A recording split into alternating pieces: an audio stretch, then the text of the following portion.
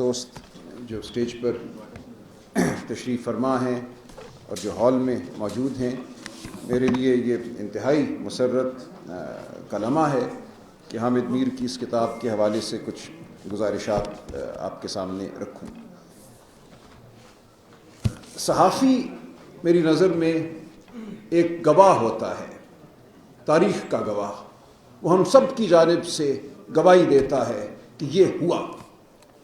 وہ صحافی بڑا صحافی ہے جس کی گواہی سچی ہے، اور وہ صحافی جو اپنی گواہی کو قبولیت کے در پہ پھینکتے، طاقتور کے در پہ پھینکتے، وہ چھوٹا صحافی ہوتا ہے۔ یہی معیار ہے میری نظر میں۔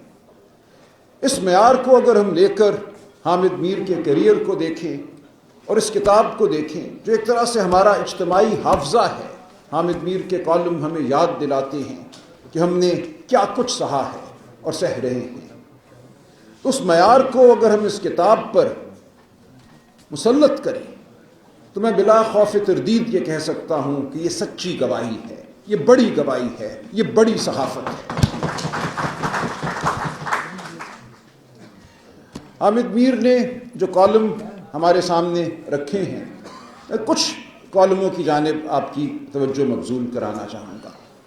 میرے لیے اس کتاب میں جو سب سے اہم اور میرے اپنے لیے سب سے دلچسپی کا باعث جو کالم ہے، وہ کالم ہے ایک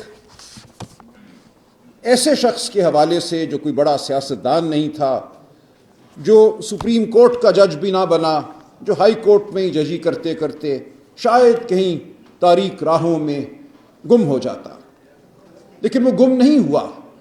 اس کا نام آج بھی موجود ہے، اور حامد میر نے، میں ان کا شکر گزار ہوں کہ اس نام کو اپنی اس کتاب میں جگہ دی ہے۔ اور جو کالم انہوں نے لکھا ہے اس کتاب میں، جس کو چھاپا گیا ہے جناب جسٹس صمدانی کے حوالے سے، اس کی طرف میں آپ کی توجہ مبذول کرانا چاہوں گا۔ کے ایم اے صمدانی کون تھے؟ وہ اس ہائی کورٹ کے ایک جج تھے، اس سے پہلے وہ ڈسٹرکٹ جوڈیشری کے بھی رکن رہے، اور ہوتے ہوتے وہ ضیاء الحق کے دور میں لاء سیکرٹری بھی بن گئے تھے۔ اور بطور لاء سیکرٹری ایک کابینہ کے اجلاس میں جو واقعہ ہوا، حامد میر نے اس واقعے کو اپنے ایک کالم کی زینت بنایا اور ہم سب کے لیے اس کو امر کر دیا، ہمیں یاد دلایا کہ انکار کی کیا اہمیت ہے۔ اس کالم کا عنوان ہے ایک جج کے انکار کی کہانی۔ اس میں صمدانی صاحب مرحوم کے حوالے سے لکھتے ہیں کہ ایک کابینہ کے اجلاس میں اس وقت کے جابر اعظم ضیاء الحق نے یہ کہا کہ میرا جی چاہتا ہے کہ سیکٹریوں کی پتلون اتار کر ان کو الٹا لٹکا دوں۔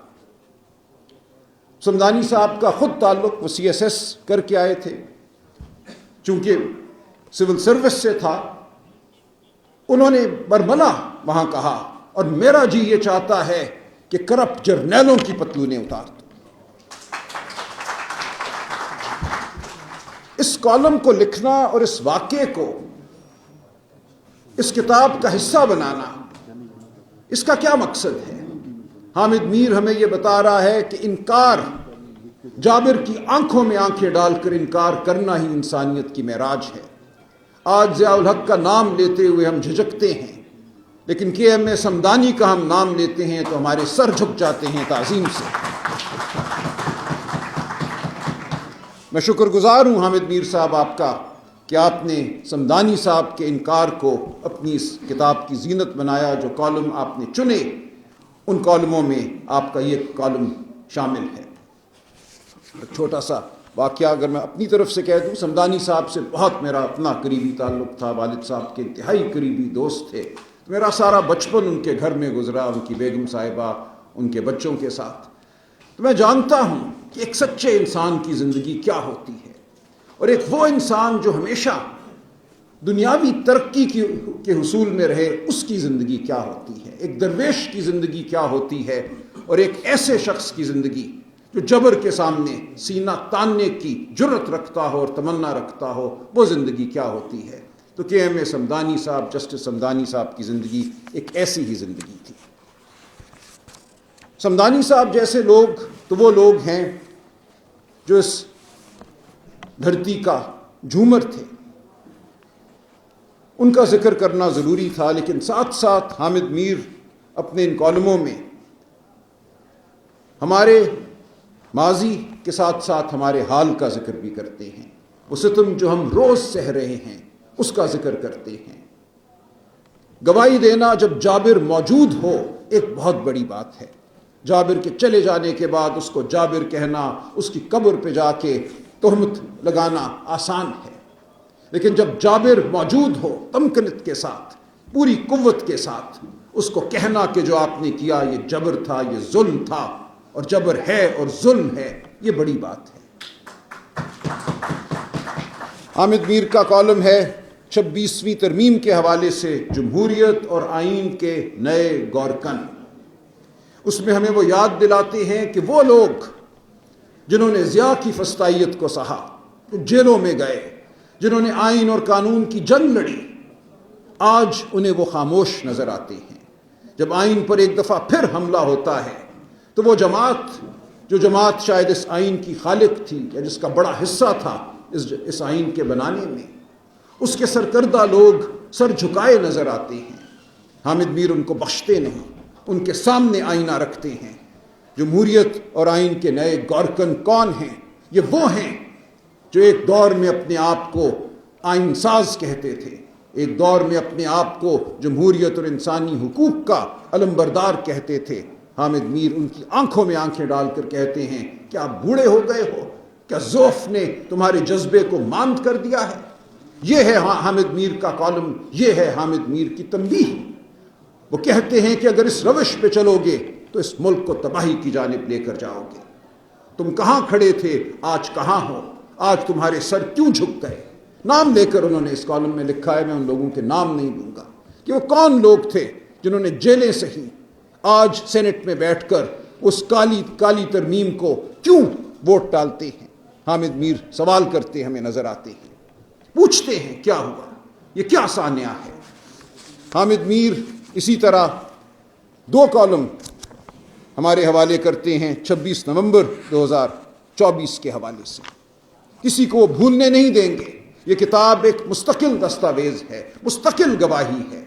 وہ یاد دلاتے ہیں کہ اس رات کیا ہوا، اس دن کی روشنی میں کیا ہوا اور رات کی تاریکی میں کیا ہوا۔ گولیوں کی تڑتڑاہٹ آپ کو ان کے ان کالموں میں سنائی دیتی ہے۔ وہ لاشیں جن کو غائب کر دیا گیا ہسپتالوں سے، وہ گواہی آپ کو یہاں نظر آتی ہے۔ وہ صحافی مطیع اللہ جان ہو یا کوئی اور ہو، جو جب ڈھونڈنے گیا اور جب اس نے لاشوں کا ریکارڈ دیکھا تو اس پہ جو مقدمے بنے، اس کی گواہی آپ کو یہاں نظر آتی ہے۔ حامد میر کسی کو بھولنے نہیں دے گا، وہ سوال کرتا رہے گا، یہ کتاب سوال کرتی رہے گی کہ کیوں تم اس ظلم کا حصہ ہو، کیوں تم اس جبر کا حصہ ہو۔ تم تو کچھ اور کہنے والے لوگ تھے، تم تو کچھ اور اصولوں کی بات کیا کرتے تھے، تم تو حرمت کی بات کرتے تھے، ووٹ کی حرمت کی بات کرتے تھے، انسانیت کی حرمت کی بات کرتے تھے۔ آج تم لاشوں کے چور کیوں بن گئے؟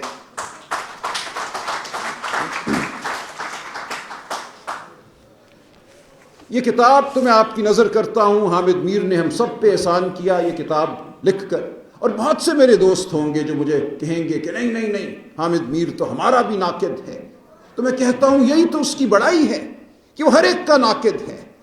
وہ قصیدے نہیں لکھتا، ہر روز ایک نیا قصیدہ نئی تشبیب کے ساتھ، رزق برحق ہے یہ خدمت نہ ہوگی ہم سے۔ تو حامد میر یہ خدمت نہیں کرتا، وہ ہر ایک پہ، ہر ایک سے سوال کرتا ہے، ہر ایک کی جانب اپنی تنقیدی نگاہ ڈالتا ہے، ہم سے پوچھتا ہے، مجھ سے پوچھتا ہے، آپ سے پوچھتا ہے، ہر ایک سے پوچھتا ہے کہ تم نے کیا کیا، جواب دو۔ اور ایک گواہ کی طرح، ایک سچے گواہ کی طرح وہ کھڑا ہے ہمارے ساتھ۔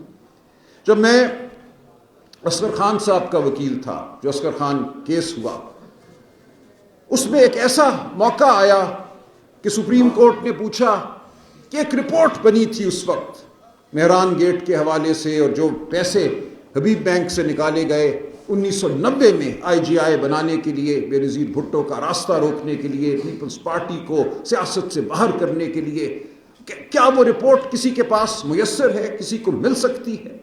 اس وقت ایک جبر کا عالم تھا۔ ہم لوگ جو اس مقدمے سے منسلک تھے، اصغر خان صاحب کا میں وکیل تھا، ہم جانتے ہیں کہ کس جبر اور خوف کے سایوں تلے وہ کیس ہم نے لڑا. روز ہمیں کہیں سے دھمکی آتی تھی, روز اصغر خان صاحب کو کہا جاتا تھا پیچھے ہٹ جاؤ. وہ ضعیف شخص پیچھے نہیں ہٹا, 16 سال عدالت میں کھڑا رہا. اس دوران جب یہ لمحہ آیا کہ عدالت نے گواہی طلب کی, تو کون تھا جس نے وہ گواہی مجھے میسر کی؟ مجھے پیغام آتا ہے حامد میر صاحب کا کہ مجھے ملیے. میں گیا ان کے پاس اور انہوں نے نہ جانے کہاں سے وہ ایک دستاویز جو مہران گیٹ رپورٹ تھی جس کو تلف کر دیا گیا تھا, کہیں اس کی کاپی مل نہیں رہی تھی, وہ نکال کر مجھے دی, میرے حوالے کی اور کہا یہ میرے پاس موجود ہے, آپ جا کر یہ عدالت کے سامنے رکھیے. اور اگلے دن وہی رپورٹ میں نے عدالت کے سامنے رکھی. تو حامد میر, میں آپ کو سلام پیش کرتا ہوں.